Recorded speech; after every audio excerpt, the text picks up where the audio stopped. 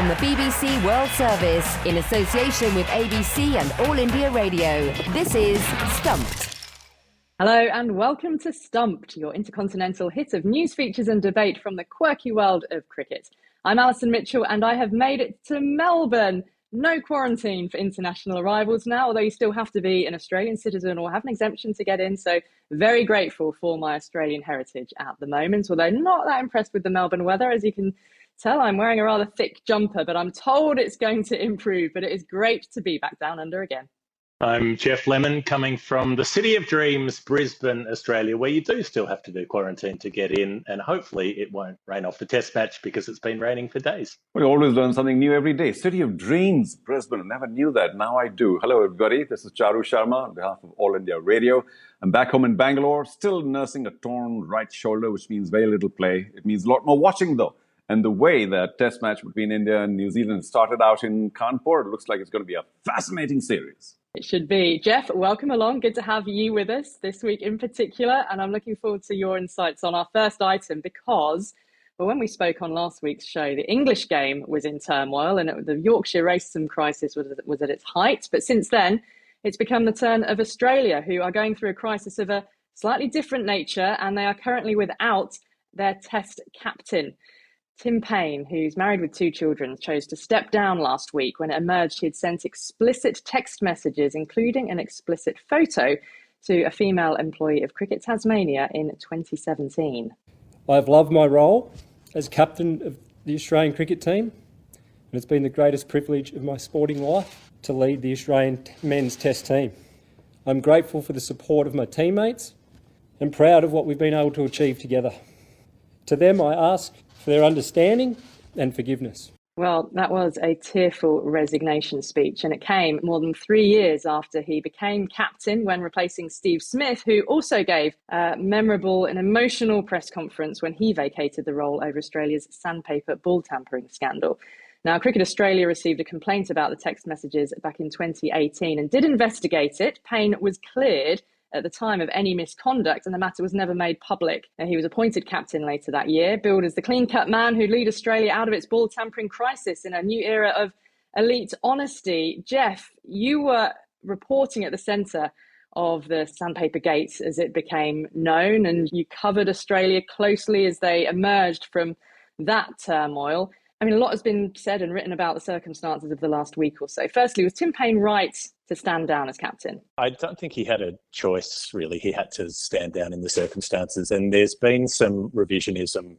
It's been interesting how quickly this has evolved from when he stood down to a few days later, with various people, former administrators and so on, coming out and saying he should have been backed, he should have been allowed to stay there on the basis that this was a personal breach, something to do with his private life and therefore wasn't related to being a test captain. But it's not really the case when it involves something in a workplace and when it involves someone who was not a high-ranking person at Cricket Tasmania. There was a professional imbalance there.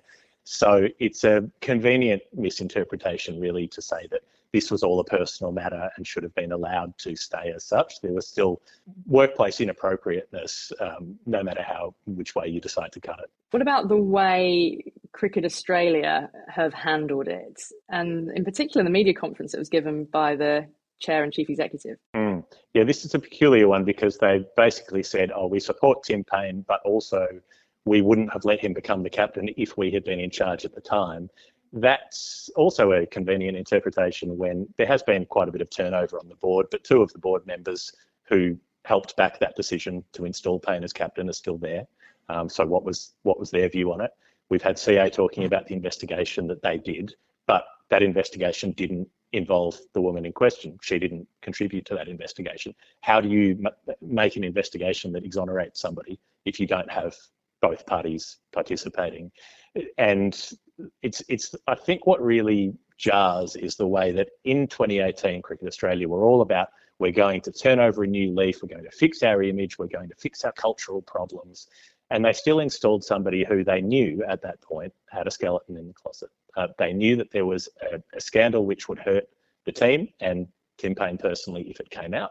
And they still put him in. As you said off the top, the era of elite honesty, they were still willing to bury a scandal which could come out at any moment. There was no guarantee that this wasn't going to come out. So at the very least, it was extremely foolish, and it was also incredibly hypocritical to try to be burying stories when you're supposed to be having a full cultural revamp. Charu, is there, ever a case for burying stories? I mean, would it have been better to sort of rip the plaster off at the time if you're appointing a captain and as an organisation you know that there is this investigation, albeit, by Cricket Australia at the time, they had cleared him.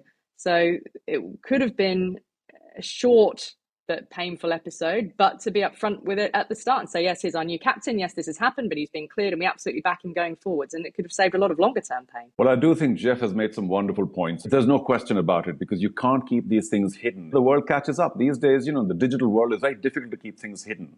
So yes, there's no doubt about it, particularly the circumstance about Australia and Sandpapergate. You're appointing a new captain, particularly because of his character and personality, to take Australian cricket forward in a clean manner, knowing that there's a skeleton. That was just so short-term thinking. It should have been handled right there and then, and a new captain could have been appointed. But I've got to compliment Paine for actually resigning very quickly. That high moral ground is very important, and to do it quickly was equally important before public reaction caught up and said, well, why aren't you taking some action here? I suppose a difficulty, maybe morally, ethically, with these kind of matters is it doesn't just involve the player who is being investigated. There would have been ramifications for Tim Paine's family as they are living through now in the public eye. The degree to which those kind of things ought to be taken into account, perhaps were taken into account at the time, we will never entirely know about that. Geoff, I mean, lessons that could be actually learnt from this, do you think, going forwards? I think in some ways that's a trap that people fall into whenever, particularly organisations, sporting boards and so on, when people are found to be doing the wrong thing, they immediately pivot to, we're going to learn from this. These will be our lessons. This is how we'll improve. You've heard that sort of stuff coming out of England with the racism scandal over the last few weeks as well. Putting all the focus on the future means not actually dealing with the present. This isn't something that you can say, we need to have learned from, because if CA couldn't learn in 2018 that hiding things was not a viable solution when you're that sort of organisation, then how are they going to magically learn it now? I mean, their investigation into the Sandpaper saga was a whitewash, really. They didn't investigate past the one test match. Their investigation into this issue was a whitewash. They didn't get the cooperation of the other person involved. So every time we get an investigation out of CA, it's really a public relations exercise more than a genuine investigation with integrity. And so how can they claim to learn things? They don't learn things. They repeat the same mistakes. New captain, then, Geoff. There are a number of candidates.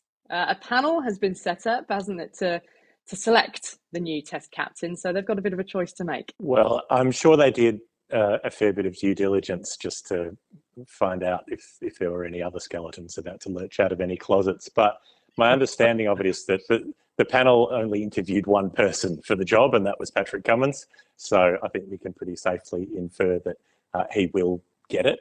The other interesting part, though, is that the panel interviewed Steve Smith for the vice captaincy. So that means that if and when Cummins misses a test match, which presumably he will at some point, Steve Smith will captain Australia again, but not in a permanent capacity. So I wonder if that's a deliberate move by CA to give Steve Smith that little bit of extra redemption polish to say he got to come back to be a captain, but without having to take the flak from appointing him full time. And time is a great healer, Charu, isn't it? Well, yes. I mean, I'm smiling because I have for many months now said Pat Cummins may not be the best option because, well, the fast bowling load is torturous. And for somebody to go, not to be at fine leg and third man and recovering, but to constantly think about every ball of every match, it's a little tough. And he may be the best man in terms of, I don't know, his behavior and character and experience, but if there is something called forgiveness, then it's time you do that for Steve Smith. Why burden Pat Cummins? I know he's a fabulous cricketer, much a better bowler, I suppose. He can bat a bit too. But don't give him that additional responsibility because so many fabulous cricketers have wilted under that responsibility. And do you really want Pat Cummins to go the same way? I don't really agree that it is a problem for fast bowlers to be captains. They have done the job before. There have been standout examples. The thing about Cummins is he rarely is at fine leg. He rarely is in the deep. He's usually fielding at mid-on or mid-wicket. He's an agile, close to the wicket player. So he's often up relatively closer to the bat anyway. There's no reason why he can't be giving directions to fellow bowlers from mid-on. And I think you've got to give a player the opportunity rather than ruling him out before he's ever had a go at it and saying it would be too difficult. Give him the chance. And Geoff, I don't know whether you've ever heard Charu speak about AB de Villiers on Stumped before, but Charu, I have to say, yours was one of the first tweets that I saw after that announcement came out. A true hero, you wrote ambassador, role model, inspiration. I'm not going to go on. Over to you.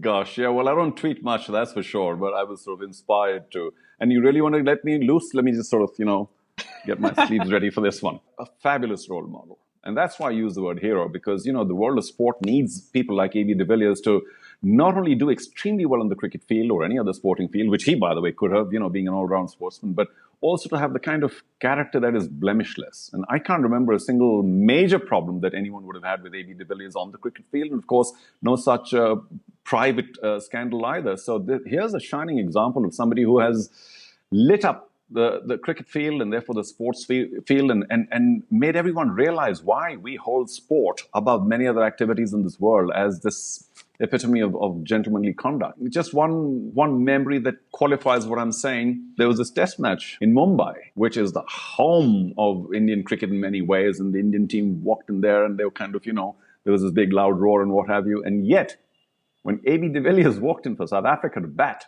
the whole stadium went up, ABD, ABD, and the Indian cricketers were looking around saying, well, hang on, aren't you supposed to be supporting us? So it was a wonderful moment and an acknowledgement of just his incredible global respect. I feel like somebody like him, he has transformed batting, but he also made bowlers better. You think as he invented shots, bowlers had to invent deliveries to try and combat players like him in the T20 era. So the slower ball bounces, the knuckle balls, different bowling variations. So I feel like he had such an impact on batting in the game, but I think conversely, he also has had quite an impact on the way bowling has developed as well, because how do you stop someone like AB de Villiers? But yeah, an absolute legend of the game and will be remembered as a game-changing batter and a fine human being. From the BBC World Service, this is Stumped on ABC and All India Radio. Now, this Saturday is the final of the Women's Big Bash League, and it will take place in Perth after the Perth Scorchers topped the group stage, meaning that they progressed straight through to the final with hosting rights as well. Now, the Scorchers have never won the Women's Big Bash, but one member of their side is no stranger to winning a franchise competition. South Africa all-rounder Marizanne Kapp has won the WBBL twice before, and earlier this year she won the inaugural 100 competition in England with the Oval Invincibles as well. I caught up with her and asked her what experience she can bring to her teammates now to help the Perth Scorchers in the final. Look, to be honest, I've said it in a few interviews. I don't know how they've never been able to win a Women's Big Bash, because I've always felt like they were one of the better teams in the competition. But yeah, look, I think overall, this is probably one of the better teams I've seen that the Scorchers have put forward. So I think this year might be our year. And hopefully with me being lucky enough to have played in the recent 100 and winning there, hopefully I can bring some good performances to this weekend's final. You've experienced, of course, the way the WBBL has evolved and it thriving in its own standalone window. You've then experienced the idea of the double headers. Do you think that that's a successful formula for the long term for the 100, or could you see that divert in the way that the WBBL has? I've never been a fan of the double headers, but like I said, experiencing it this way this year with the 100, I was surprised. It was amazing for me. It was so nice to have your men's team there as well. Look, if it stays the same, I'm happy with that. And if it changes, I'm happy with that as well. And the WBBL was a leader in terms of equal prize money for men's and women's, the BBL and the WBBL, the 100 the same. How significant are moves like that, do you feel, in sense of gender equity? Or are there more visible things maybe which have more of an impact? Oh, it was so nice. We stayed in the same hotels as the men, played the same grounds. And I think with us over here playing on the big grounds as well now and being treated similarly to the men, it just makes you as a person and as a women's cricketer and for women's sport in general. It just makes you feel so much better. It shouldn't really, but it really does, because now you start believing that people actually care about the sport and they care about women's sport and about treating women equally as well. What aspects are there still to work on? Do you feel that generally the main areas of equity are being addressed and are heading in the right direction now? Yes, definitely. We are moving. When I first started where we were to where it is now, it's actually unbelievable to think that all of this happened while I was still playing. I always thought that I was just going to miss all of this. And I'm so jealous when people tell me they're 25 years old or 20 years old, because I'm like, can I just start over again playing now? Because it's a proper career now for any young kid playing sport. And yeah, like I said, I just think it's so important for women's sport in general, but I would still like to see an improvement, not only from the big countries, but from the smaller countries as well. What about the idea of Ramiz Raja, the Pakistan Cricket Board chairman, has been speaking quite positively about a Pakistan Super League for women? An IPL for women has been in the pipeline, have been talked about for so long without much action. But do you think something like a Pakistan Super League could really take the game in that particular country forward by a leap? Yes, definitely. I think, look, Pakistan is one of those teams. I feel like they're a bit up and down. They can be brilliant, but then sometimes they struggle as well. And something like bringing one of those leagues so that some of your youngsters can get the same experience of playing against international players like the domestic players in the Big Bash and over in England has done. I think it will definitely help those countries, and I'll definitely be excited to be a part of that as well, hopefully. Marizanne, best of luck for the final with Perth Scorchers, and thanks so much for coming on Stumped. Thank you so much. Thank you. Well, that is all we've got time for on Stumped this week on All India Radio. Don't forget you can follow us throughout the week on Twitter. We're at BBCWS Sport and use the hashtag BBC Stumped. Check us out on YouTube too. Go to BBC World Service YouTube. For now, I'll say thank you to Charu Sharma and Geoff Lemon. And of course, you for listening. We'll see you next week. Bye-bye. Stumped is a BBC sport production for the BBC World Service in association with the Australian Broadcasting Corporation and All India Radio.